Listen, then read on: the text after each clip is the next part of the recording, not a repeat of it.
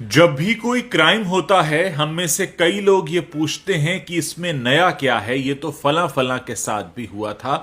लेकिन इस वीडियो में मैं आपको जो क्राइम बताने जा रहा हूं उसे सुनकर आपके कान खड़े हो जाएंगे, क्योंकि आपने अभी तक ये तो सुना था कि फोन पर किसी से ओटीपी शेयर मत करना।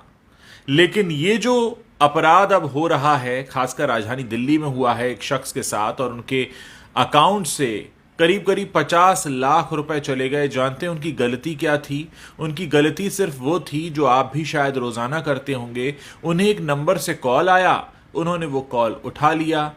वहां से कोई आवाज नहीं आई, इधर से ये हेलो हेलो कर रहे थे, और चंद सेकंड के अंदर उनके अकाउंट से 50 लाख रुपया चला गया।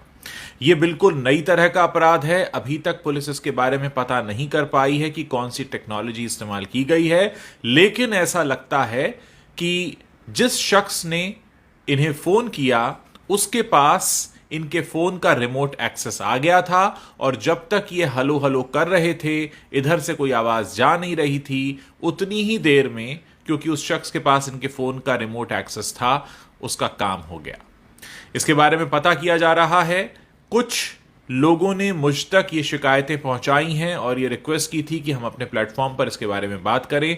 दोस्तों, अब ये पुरानी बात हो चुकी है कि अपना ओटीपी शेयर मत करना। आपको ठगने वाले अब एक कदम आगे निकल चुके हैं। ऐसे में आपको भी तैयारी पक्की करनी होगी। पहली बात तो यह है कि अगर अनजाने नंबर से फोन आ रहा है, कोशिश कीजिए मत उठाइए। किसको अगर जरूरी आपसे काम होगा तो आपको एसएमएस कर लेगा, नहीं तो आजकल व्हाट्सएप या टेलीग्राम तो सबके फोन में होता है, वहां से कोई मैसेज आ जाएगा। क्योंकि आप नहीं जानते कि आपको आ रही ये जो मिस्ड कॉल है, जिसको आप उठाएंगे और उधर से आवाज नहीं आएगी, उतनी देर में आपके फोन से क्या कुछ हो चुका होगा। क्योंकि आपके हाथ में जो फोन है, ये फोन नहीं, असल में आपके दिल की धड़कन है। क्योंकि आपका बैंक अकाउंट से लेकर आप किससे मिलते हैं, कहाँ जाते हैं, कहाँ खाते हैं, क्या खरीदते हैं, क्या पहनते ओढ़ते हैं, किससे क्या बातें चल रही हैं, सब कुछ इस फोन को पता है। और सोचिए किसी ने अगर इसका रिमोट एक्सेस ले लिया तो वो आपके साथ क्या क्या कर सकता है। और बहुत सारे लोग तो आजकल पेटीएम और गूगल पे वगैरह जो ई वॉलेट्स हैं उनको भी यूज करते हैं। आप सोचिए कि उन तक भी एक्सेस हो सकता है उस व्यक्ति का। ये बिल्कुल नई तरह का अपराध है, इसके बारे में बात होनी चाहिए। ये जो फोन जिसे हम अपने हाथ में लिए घूमते हैं, जिससे ऐसा लगता था कुछ समय पहले तक कि हम फोन रखते हैं, अब ऐसा लगने लगा है कि फोन ने हमें रखा हुआ है, क्योंकि इसके बिना हम रह नहीं सकते। ये जहां चार्जिंग पे लगता है, हम भी उसके आसपास मंडरा रहे होते हैं, क्योंकि इसके पास हमारी वो जानकारी है जो शायद कई बार हमारे लाइफ पार्टनर और हमारे माता पिता को भी नहीं होती। उतना कुछ जानता है ये फोन। और सोचिए इसकी एक्सेस अगर किसी और को लग गई तो क्या होगा। इस समय, पिछले कुछ समय के दौरान बहुत तेजी से साइबर अटैक्स के मामले बढ़े हैं। 2022 में एक रिपोर्ट प्रकाशित हुई थी जो ये बताती है कि इस दुनिया में हर 40वें सेकंड में कहीं ना कोई साइबर अटैक हो रहा होता है। और इनमें से 94% साइबर अटैक्स ऐसे हैं जो ईमेल के जरिए होते हैं, और इस दुनिया की 64% कंपनीज ऐसी हैं जिनमें कभी ना कभी साइबर अटैक तो हुआ ही है। पिछले दिनों राजधानी दिल्ली के एम्स हॉस्पिटल के सर्वर पर भी अटैक हुआ था, जहां से बहुत सारे वीवीआईपीज का डेटा चोरी हो गया था, जिसकी तादाद करीब 4 करोड़ के आसपास बताई जाती है। यानी इस तरह के अटैक्स जो हो रहे हैं वो कहीं ना कहीं हमें अंदर से खोखला कर रहे हैं। हमें उनके लिए तैयार भी होना होगा। हमारी जो सुरक्षा और जांच एजेंसीज हैं उनको खुद भी स्मार्ट बनना होगा, उनसे ज्यादा स्मार्ट जो कि किसी गांव या कहीं पर बैठकर इस क्राइम को करते हैं। नेटफ्लिक्स पर जामतारा हमने देखा था, उस वक्त हमको पता चला कि किस तरह से इस तरह के अपराध को अंजाम दिया जाता है। ऐसे में ज़रूरत इस बात की है कि इसके बारे में बात हो, क्योंकि जब तक बात नहीं होगी, हम सचेत नहीं होंगे। इस वीडियो को ज़्यादा से ज़्यादा लोगों तक पहुंचाइए, उनको बताइए कि आपके फ़ोन पर आ रही मिस कॉल भी आपका खाता खाली कर सकती है।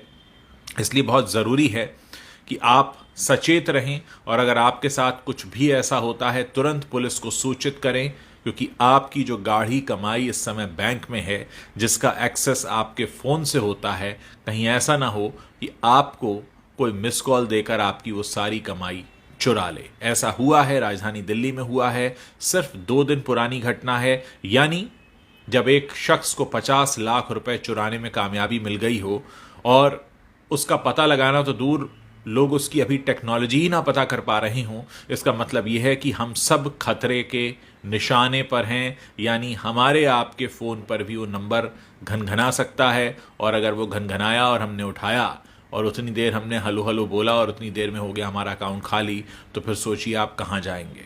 पुलिस एक कोशिश कर सकती है, लेकिन तब तक आपकी गाढ़ी कमाई जा चुकी होगी। इसलिए सचेत रहिए, इस वीडियो के बारे में बात करिए, लोगों को बताइए। अभी तो हमें पहला काम ये करना है कि लोगों को बताना है ऐसा हो रहा है। बहुत सारे लोग इस बात को नहीं जानते हैं, और मेरा जो प्लेटफॉर्म है इसका इस्तेमाल मैं इसलिए करना चाहता हूं ताकि ज़्यादा से ज़्यादा लोगों तक ये बात पहुंचाऊं। इस वीडियो को शेयर कीजिए, लोगों को बताइए कि ऐसा भी हो रहा है। अब वो OTP शेयर मत करना वाली बातें हो चुकी हैं पुरानी, अब सब समझदार हो चुके हैं। इसलिए इस तरह का गुनाह और अपराध करने वालों ने नया तरीका निकाल लिया है। इस नए तरीके से फिलहाल बचने का उपाय जो मुझे समझ में आता है वो यही है।